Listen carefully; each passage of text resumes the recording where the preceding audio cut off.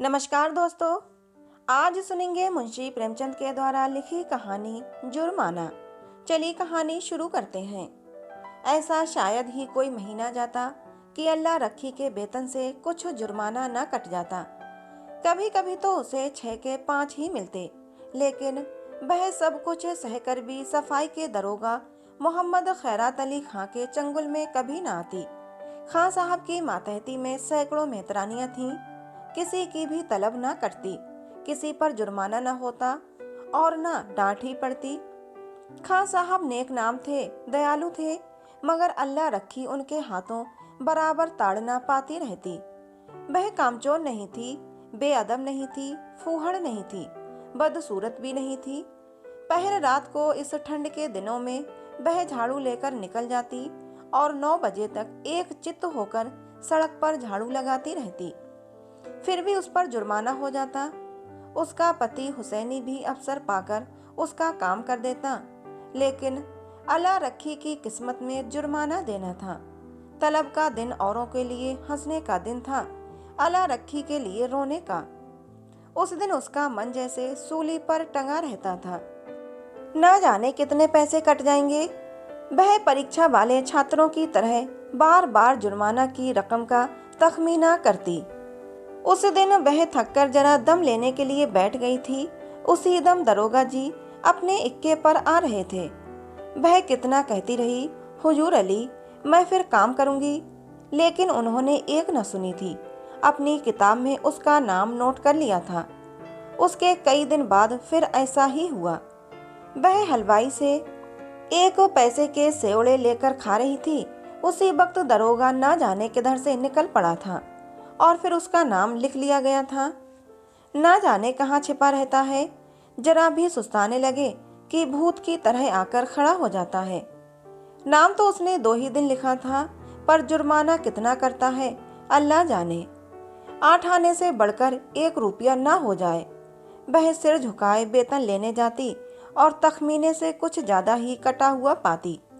कांपते हुए हाथों से रुपये लेकर आंखों में आंसू भरे लौट आती। किससे फरियाद करे? दरोगा के सामने उसकी सुनेगा कौन? आज फिर वही तलब का दिन था।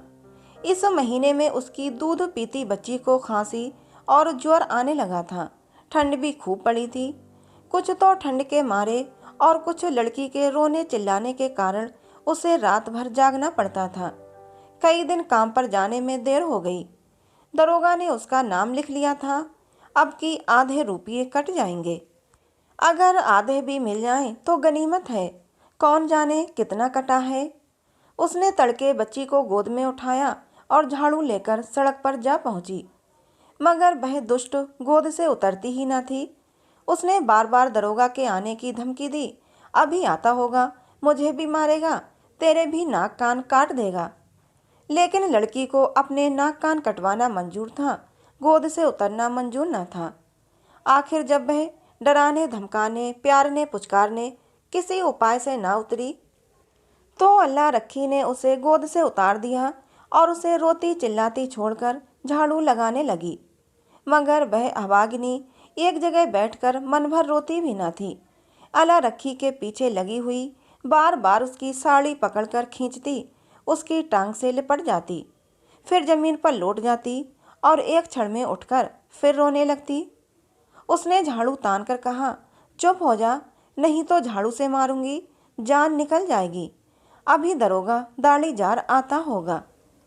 पूरी धमकी मुंह से निकल भी न पाई थी कि दरोगा खैरात अली खां सामने आकर साइकिल से उतर पड़ा। अल्लाह रखी का रंग उड़ गया, कलेजा धक धक करने लगा। या मेरे अल्लाह, कहीं इसने सुन न लिया हो, मेरी आंखें फूट जाएं। सामने से आया और मैंने देखा नहीं। कौन जानता था आज पैरगाड़ी पर आ रहा है, रोज तो इक्के पर आता था। नाड़ियों में रक्त का दौड़ना बंद हो गया। झाड़ू हाथ में लिए निस्तब्ध खड़ी रह गई। दरोगा ने डांट कर कहा, काम करने चलती है तो एक पुछिल्ला साथ ले लेती है, इसे घर पर क्यों नहीं छोड़ आई? अल्लाह रखी ने कातर स्वर में कहा, इसका जी अच्छा नहीं है हुजूर, घर पर किसके पास छोड़ आती? क्या हुआ है इसको? बुखार आता है हुजूर। और तू इसे यूं छोड़कर रुला रही है? मरेगी कि जिएगी? गोद में लिए लिए काम कैसे करूं हुजूर? छुट्टी क्यों नहीं ले लेती? तलब कट जाती हुजूर, गुजारा कैसे होता? इसे उठा ले और घर जा। हुसैनी लौट कर आए तो इधर झाड़ू लगाने के लिए भेज देना। अल्लाह रखी ने लड़की को उठा लिया और चलने को हुई, तब दरोगा जी ने पूछा, मुझे गाली क्यों दे रही थी? अल्लाह रखी की रही सही जान भी निकल गई, काटो तो लहू नहीं। थर थर कांपती बोली, नहीं हुजूर, मेरी आंखें फूट जाएं जो तुमको गाली दी हो।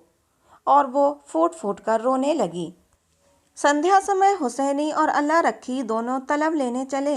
अल्लाह रखी बहुत उदास थी। हुसैनी ने सांत्वना दी, तू इतनी उदास क्यों है? तलब ही ना कटेगी, कटने दे। अब किसे तेरी जान की कसम खाता हूँ, एक घूंट दारू या ताड़ी नहीं पीऊँगा। मैं डरती हूँ बर्खास्त ना कर दे, मेरी जीभ जल जाए। कहाँ से कहाँ बर्खास्त कर देगा तो कर दे, उसका अल्लाह भला करे। कहाँ तक रोएं? तुम मुझे नाहक लिए चलते हो, सब की सब हंसेंगी। बर्खास्त करेगा तो पूछूंगा नहीं, किस इल्ज़ाम पर बर्खास्त करते हो? गाली देते किसने सुना? कोई अंधेर है जिसे चाहे बर्खास्त कर दे? और कहीं सुनवाई ना हुई तो पंचों से फरियाद करूंगा, चौधरी के दरवाजे पर सर पटक दूंगा। अगर ऐसी ही एकता होती तो दरोगा इतना जरिमाना करने पाता? जितना बड़ा रोग होता है उतनी दवा होती है पगली। फिर भी अल्लाह रखी का मन शांत ना हुआ, मुख पर विषाद का धुआं सा छाया हुआ था।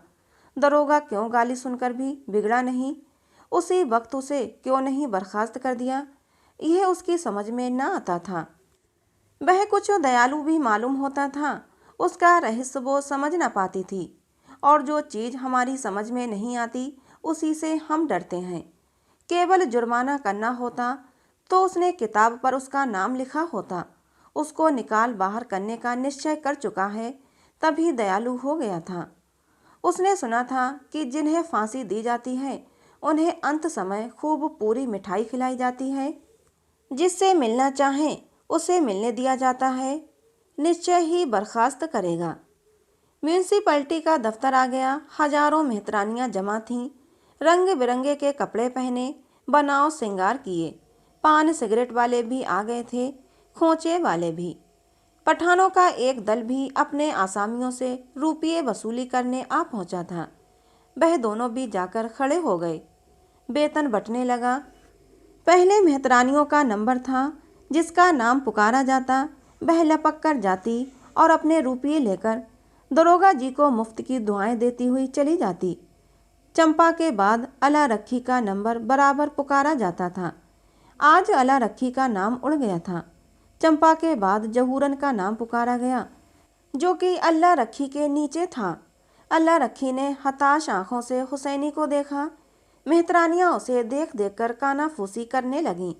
उसके जी में आया घर चली जाए। यह उपहास नहीं सहा जाता। जमीन फट जाती कि उसमें समा जाती। एक के बाद दूसरा नाम आता गया और अला रखी सामने के वृक्षों की ओर देखती रही। उसे अब इसकी परवाह न थी कि किसका नाम आता है, कौन जाता है, कौन उसकी ओर ताकता है, कौन उस पर हंसता है। सहसा अपना नाम सुनकर वो चौंक पड़ी, धीरे से उठी और नवेली बहू की भांति पग उठाती हुई चली। और फिर खजांची ने पूरे 6 रुपये उसके हाथ पर रख दिए। उसे आश्चर्य हुआ। खजांची ने भूल तो नहीं की। इन 3 वर्षों में पूरा वेतन तो कभी मिला नहीं, और अब की तो आधा भी मिले तो बहुत है। वह 1 सेकंड वहाँ खड़ी रही कि शायद खजांची उससे रुपया वापस मांगे।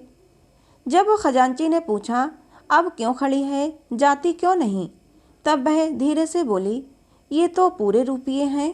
खजांची ने चकित होकर उसकी तरफ देखा और पूछा, तो क्या चाहती है कि कम मिले?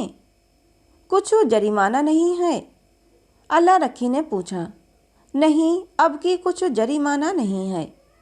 अल्लाह रखी चली, पर उसका मन प्रसन्न न था।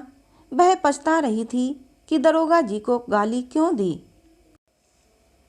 तो दोस्तों, ये कहानी थी मुंशी प्रेमचंद के द्वारा लिखी, जिसका नाम था जुर्माना। कहानी आपको कैसी लगी कमेंट बॉक्स में ज़रूर बताना। अच्छी लगी हो तो प्लीज़ जाते जाते इसे एक लाइक और हमारे चैनल को सब्सक्राइब जरूर कर लेना। मिलते हैं अगली किसी नई कहानी के साथ।